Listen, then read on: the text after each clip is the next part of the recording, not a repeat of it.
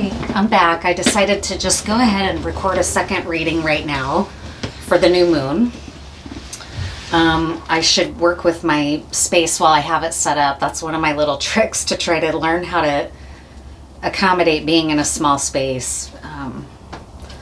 And so now I'll do a tarot layout for the new moon, how we can work with the new moon. In fact, I'm going to burn a little bit of Palo Santo here just to smudge the energy from the last reading, since I'm doing two right in a row here. And I'll sending you out my love and respect, and hope you're doing well. I just did a reading that came out really beautiful for International Women's Day, so if you're you can check that other reading out. It's going to have been uploaded right probably before this one, unless this one ends up being shorter or something. Oh, it smells so good. And one of the things I also planned to do today, and I'm going to go ahead and do it in this reading because I forgot in the last one and I owe it to the medicine, is I just want to honor today and celebrate the spirit of cannabis, honestly, also known as Ma. I have been a cannabis smoker for really longer than probably is recommended by human development and psychological standards. I started to smoke pot young. I had an older brother who was a weed lover, and I developed a very loving relationship, like a lot of people do, with cannabis that goes beyond addiction. It's in the spirit of the medicine, and I have and I think part of it honestly is because I grew up without a mother, and it was a very nurturing plant spirit to me, and it may have caused some damage to my brain development, probably. I don't know. It probably arrested my development to some extent in terms of maturing. I'm not sure. I think I'm a pretty mature person, but people often think I'm a little bit I don't know. I don't seem grown up maybe at times, which I know, and my brother definitely had that. So he was often felt more comfortable with the younger members of our family. So there might be something there, but I want to celebrate the spirit of cannabis. Even in the herbalism community, I feel like herbalists get embarrassed to celebrate it too much, because a lot of times you'll hear herbalists say that cannabis is over relied on as a plant medicine. And that might be so, but when you think about how many people smoke pot daily, you have to start asking why. It's nurturing us in some way. Like, I don't claim to be a Rastafarian or believe in Rastafari, but like, there's spiritual healing in medicine and cannabis. Bob Marley knew it. Anyone that develops that kind of a relationship with cannabis knows that. And there's nothing to be ashamed of. And it has a bite and a sting, just like a lot of plant medicines do, where you can overuse them to the point that it's not good. But it came up to me, and I think part of the reason I started thinking about it was that I lived in Spain for a while. I was very fortunate to have lived in Spain for about 3 months in my 20s, and I lived in Andalusia. And so I lived near where you could get really incredible hash from Morocco, and it was allowed to be smoked there in the bar. And so it was a really wonderful and spiritual experience for me to smoke that hash. And I got some hash recently in a dispensary, and it kind of took me back to that time of smoking that form of the medicine and how beautiful and healing it has been for my nervous system. I will always celebrate weed. Like Snoop said, I promise I'll smoke pot or weed until the day that I die, or whatever, from his first album. I've had my eras where I don't smoke weed because it hasn't been the right medicine for me. I went for a while, I think it was like 8 years or so, not smoking pot at all for the most part, maybe 1 or 2 times here and there, because it wasn't the medicine for me at the time. It wasn't good for me. It wasn't what I needed. But it's a medicine that I will celebrate forever as a spiritual and physical healer for us in these really, really difficult times. So anyways, I just want to celebrate a plant medicine that's been, I can't even put into words how important it's been for my own healing. It has been very healing for my family. It really has. I know that there are, the Reagan administration would not have said so, but you can't tell me otherwise. So just happy times are changing. And now let's get on to the new moon.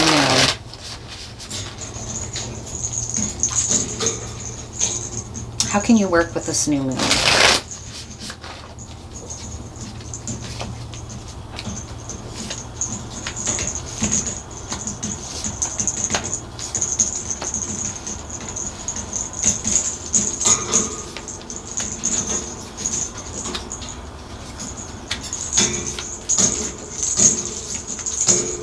Lots of intense energy in the cards today. This new moon is maybe going to help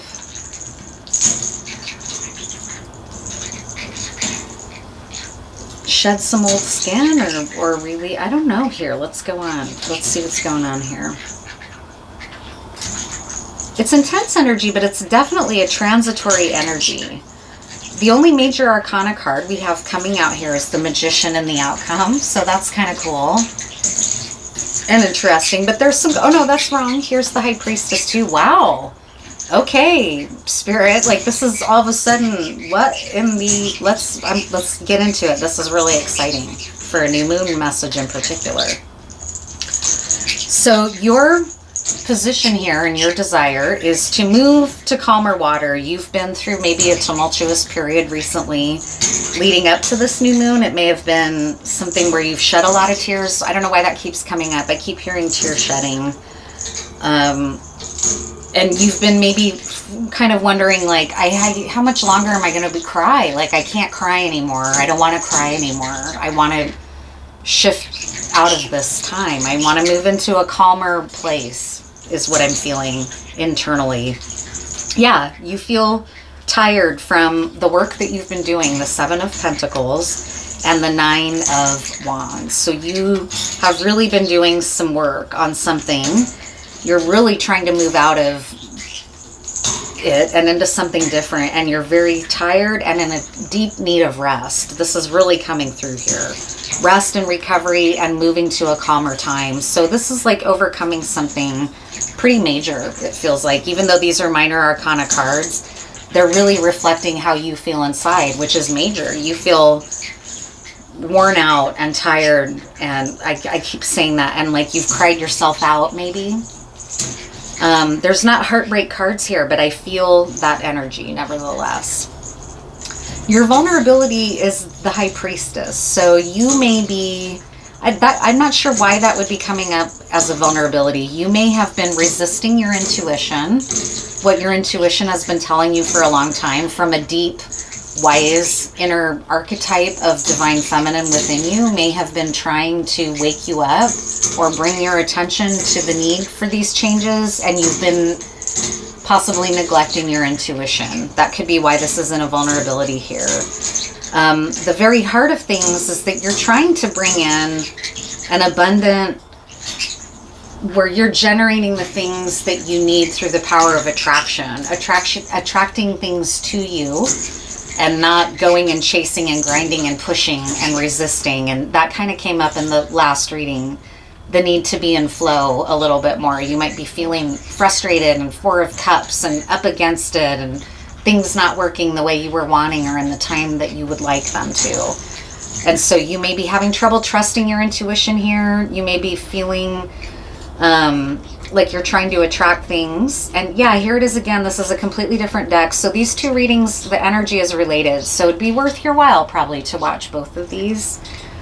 Your strength is the Two of Wands. So the work that you've done has generated this crossroads for you, where you now have a choice to take a new direction and be empowered and do this, attract these things. But you might be at odds with what your intuition is telling you, and that's where you're getting into a little bit of push-pull. I'm tired. I feel like I'm working hard, not getting anywhere. It may be because sometimes your intuition is telling you things that are hard for you to believe, or maybe you didn't come from a culture that values intuition. It's hard to say. Your shadow side is kind of wanting you to just be a little bit of a cat burglar right now, or working behind the scenes in a cloak and dagger kind of way almost. And this could be like a magician and a high priestess. Both of those energies are very powerful archetypes that know when to use discretion, know when to use an invisibility cloak, Know when to not be brash and loud in your moves. Know when you need to be stoic and calm and receptive and listening and not speaking, right? Yeah, because what your conscious mind is wanting to do here is keep doing battle, and there's nothing wrong with that, but you're at odds about how you're going to be, like fighting the power, for example, or making the changes that you've been wanting to make. This could totally be around world events. This could be like how you're showing up to stand for the things that you care about. It may be that you've been showing up so hard for so long that you're wiped out and you don't know how to make it happen, and you're starting to give up or get a dark mindset, right? Or not trust what your spiritual guidance might be telling you, which is to keep going and know that positive change is coming. You may be really like, I don't see it anymore at this point. I've been going and going and going, and where are the results? Your shadow is asking you to be lower profile than what you are wanting to be. You might be wanting to be like, boom, let's go, let's fight. I'm ready to discuss. I'm ready to hash this out. I don't want to lay down my sword. I want to keep fighting. I want to keep exchanging words. And your shadow might be wanting to be a little sneakier or backdoor moves than that, right? Where the energy's headed is the Magician. So let's see how you're going to integrate this. Because to me, this looks like possibly an integrated energy that you're heading towards with the Magus. But let's see, because right before it are those really conflicted swords energies. There's a lot of swords in this layout. You're in conflict in your mind. And that might be why you're vulnerable to this High Priestess archetype, is that your mind and your logic and your reason are not willing to listen to what your intuition is telling you. What's the advice for these two swords ahead of the Magician energy coming through? These sword cards that are kind of in conflict with one another. How do you integrate? How are you going to integrate these things? Or what is it important to understand about this Magician energy, where things are headed?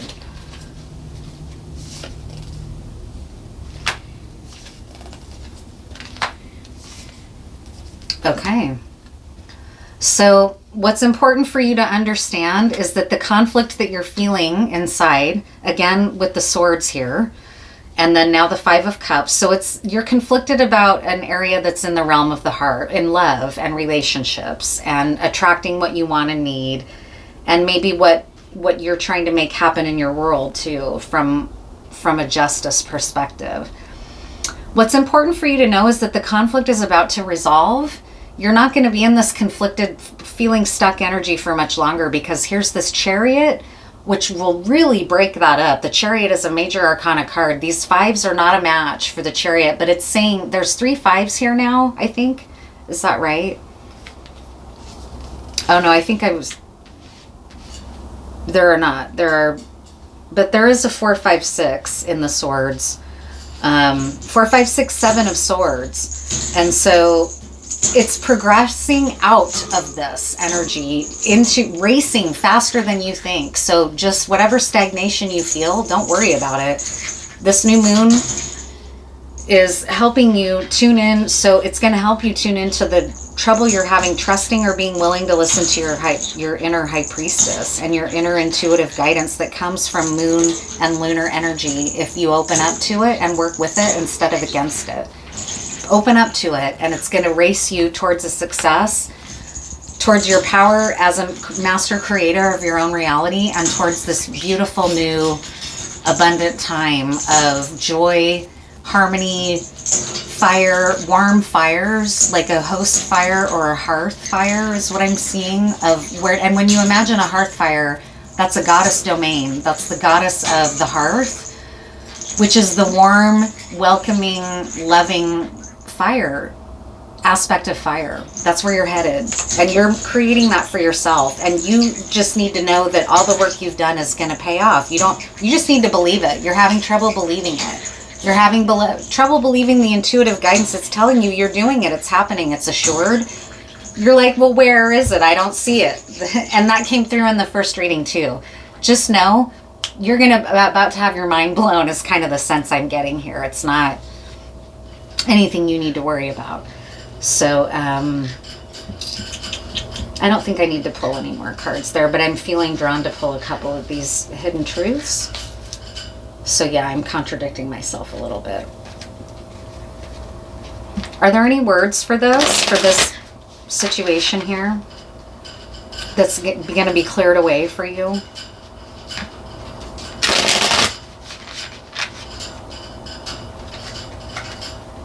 What are the words?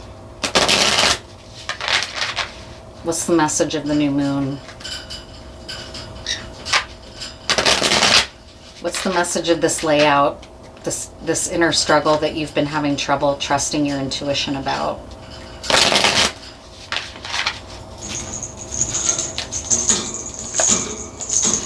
I don't react when people mention you. So there's that kind of stoic unwillingness to respond, possibly to what's happening around you. You've kind of dug your heels in right now to be like, I just don't see it. I've been working and working and working. Where are my results? Where are my results? Sometimes I stay awake thinking about you. This challenge that you've been up against and trying to change is keeping you up at night. I want to be more than friends. It's in the realm of the heart. There was this 5 of Cups up here, but there's a lot of swords for something that's of the realm of the heart. So that might be an indication for you to get out of your head a little bit and get out of your own way, because this energy is coming in. You don't have anything to worry about. You may be really tripping out about a relationship, and you just need to know, just relax, breathe. It's gonna come into this harmonious, successful place of having created everything you've been working for, so you can trust it. You don't need to have doubt or hide from your truth, or walk away because it's just not happening. Like, I can kind of feel you being like, I made a deal with God and now where is my reward? And it's almost like you just need to trust Goddess. Trust God, it's coming. You don't have to worry. You don't even have to do anything. You don't have to grind. So I hope this is a good new moon message for you. I'm going to pull one more card, which is an animal card here. What's an animal spirit's energy that you can meditate on to maybe help you clear away this frustration that you're feeling? How can you, because sometimes animal energies are better teachers than I can say or these cards can say, right? Like, we're animals, we're mammals. So what is an animal energy that we can embrace to teach us about acceptance and being in harmony with this situation?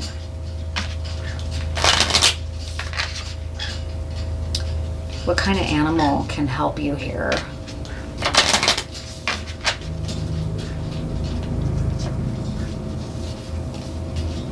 Shark. Procrastination, superiority, ruthlessness, magnetism, charisma, credibility, efficiency, manipulation, coldness, and inscrutability. So it makes sense because there's all these swords here and the 7 of Swords. Like, that's shark energy. And there's strength in that kind of energy, but it's a little bit of an abundant, overabundance of it. But it can lend you the magnetism that you need, for one, to create what you're trying to create. What else? Rat. Shrewdness, restlessness, adaptability, resourcefulness, survival, sense of adventure, frankness, self-assuredness, and cleverness. So it's almost like it's saying to me, turn these swords around a little bit. They're working against you right now, and you can point the swords away from yourself and back towards your goals and shoot them almost like arrows towards what it's almost like and then then you're going to be magnetic, then you're going to be resourceful, then you're going to be adaptable, right? And not working against flow. So quit turning the swords against yourself and getting in your own way, and refocus them back towards the where you had your energy pointed. And you're already, it's coming, whether you do that or not. You can either be in the resistant energy or not. The sense that I have is that it's not really going to matter. It's just going to alleviate your present state of mind and frustration if you are willing to do that now. But it's not like if you can't bring yourself to do that, or if you don't get, your shit's still going to come through for you. So that's the good news. And I think that's it. Happy new moon. I'll have a obsidian mirror scrying session too uploaded later as well. So have a great weekend, and take good care.